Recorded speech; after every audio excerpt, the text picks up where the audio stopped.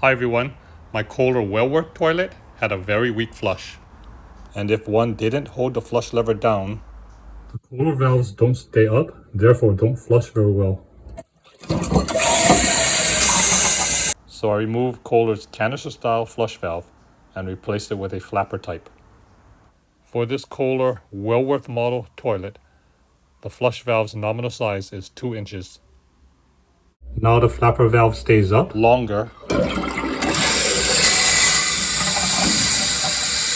and the flush is better. To raise the flapper properly, I also changed the flush lever to one with a longer arm. Here's the parts that I purchased. I'm not advocating that everyone with a Kohler canister style flush valve convert over, but for my family and I, it worked out well.